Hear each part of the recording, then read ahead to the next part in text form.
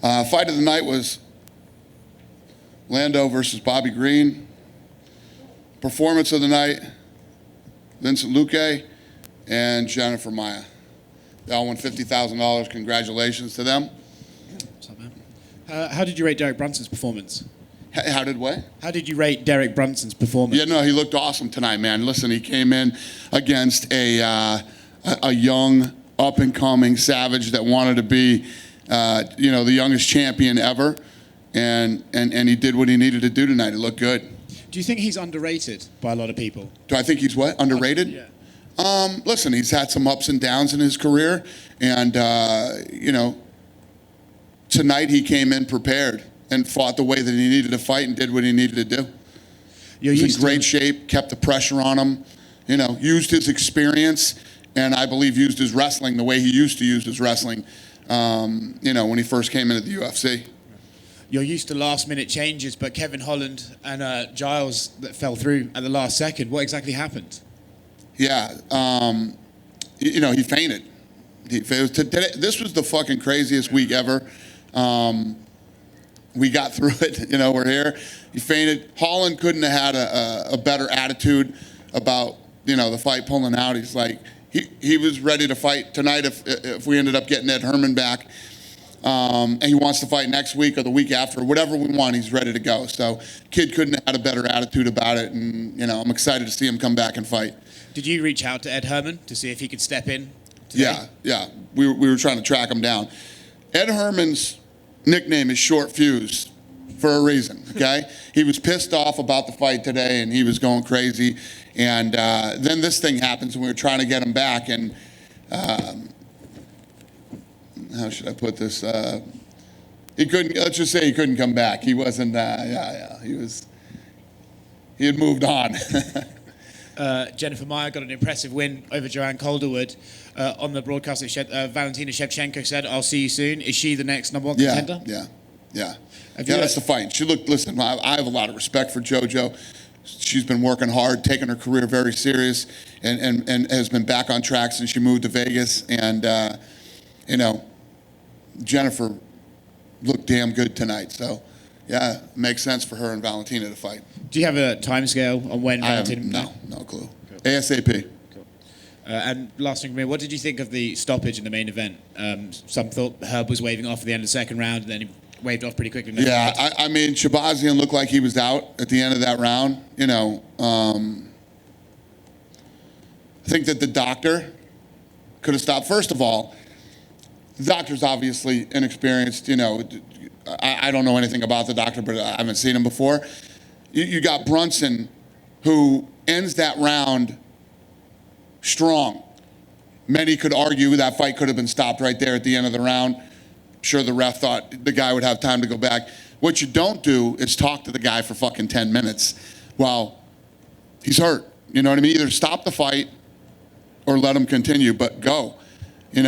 You're letting the kid recover while you got Brunson, who just did that work, and he's waiting for the bell to ring so that he can go in and finish the fight. Pull the trigger one way or the other. Stop the fight or don't. Cheers, man. Dana, what did you think of Shabazian? Were you disappointed in how he fought? Kev, you got to take that off to talk to me. What did you think of Shabazian? Were you disappointed by how he fought? No, I wasn't disappointed. He's going in against. Listen, everybody knew, no matter what the odds said, he's going in against an experienced fucking guy. I mean, you're going to, Brunson's fought everybody. Shabazian hasn't fought everybody. And this is where you find out where a guy's at tonight. You put him in against a guy like Derek Brunson. What was your take? I mean, it seemed like, he's had 9 knockouts in the first round. It didn't seem like he was hurting Brunson at all. I mean, I know he's going to the body a lot. You have to ask Brunson that one. I would disagree with you. I think Brunson got hit with some good shots tonight, and I think Brunson was in shape. He was definitely in shape tonight, wrestled a lot, and he ate some big fucking shots in that first round. You're going to have to ask him that, though. I didn't get hit with him. He did. Yeah, I saw the one body shot that it kind of backed him up, but it seemed like he hit him with body shots and kicks to the body too.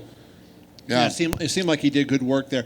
Did you see in Edmund, even though he lost the fight, did you see the things that made you think he was such a great prospect in the first place? Yeah. I think the kid is good. Listen, I'm taking anything away from Brunson, but he looked like he gassed out in that second round. But you got to credit Brunson for that too. I think that Brunson mixed up his striking and his wrestling tonight like he used to, and he also came in great shape. You know, he definitely came in better shape than Shabazian did. And then lastly, just on Trevin Giles, I mean, are you guys going to send him to another doctor, or was the report you got enough that you're fine, he's okay, and he doesn't have to go anywhere when he gets home? Say it again.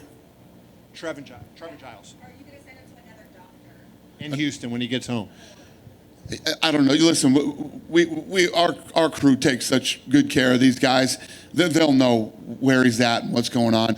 You know, I think that the doctors tonight think that his anxiety went through the roof and he fainted.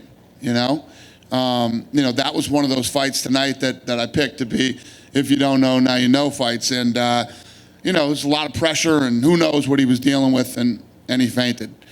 We had 2 faintings tonight. It's crazy.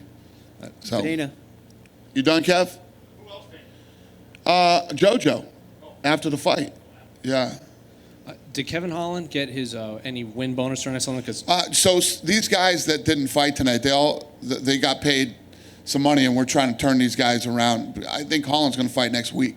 So they got paid some money, and then they didn't get their show money, though. And what do you do with Vicente Luque? He was obviously ranked, but he fought a guy that wasn't ranked, and then he wins. Then he calls out Nate Diaz, who's right underneath him in the rankings. His 2 teammates are supposed to fight for a title next. So what do you do with him moving forward? With Luque? Yeah. I don't know. I don't know. You know, we gotta. Fights happen. We'll have a matchmaking meeting next week and sit down and walk through. What's next and what's next for Brunson too. And then unrelated to this fight, I think Conor responded to you on Twitter. He said, I accept in Tagalog, which is what Filipinos speak. He's obviously under the same management firm as Manny Pacquiao, which led to a lot of rumors circulating. So is there anything happening there? Who called him out? Conor tweeted, I accept in a Filipino language. He's under the same management team as Manny Pacquiao, which started a lot of rumors. I don't care about any of that shit.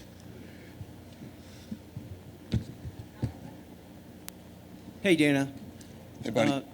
From a business standpoint, how did things go in Abu Dhabi? Oh, it was incredible. Abu Dhabi was successful in every way that you can call an event successful.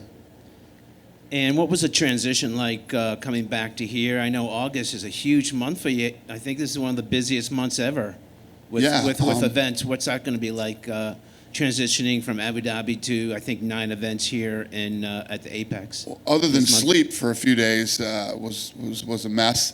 Everything's good. I mean, it was an incredible experience. It was first class for everybody who was involved in the thing. And but it's good to be home too. So it's good to be home. I'm excited to be back, and I'm excited about the Contender Series. You guys know most of the people in here have been to them. They're fun. They're exciting. The thing's been so successful that this one's on ESPN Plus. This thing's going to air in Brazil. It's airing in Canada now. So this thing's really got some legs in the last couple of seasons, and these kids that are unsigned and nobody knows will literally be fighting in front of the whole world now. So the stakes are a lot higher. It's on a much higher level now, and I'm looking forward to it. What are your thoughts about how you guys have handled the pandemic and the COVID-19 issues? Because Major League Baseball is ready to go down the tubes right now, and it seems like you guys have handled it from the get-go pretty well, and had been able to overcome any issues. Yeah, thank you.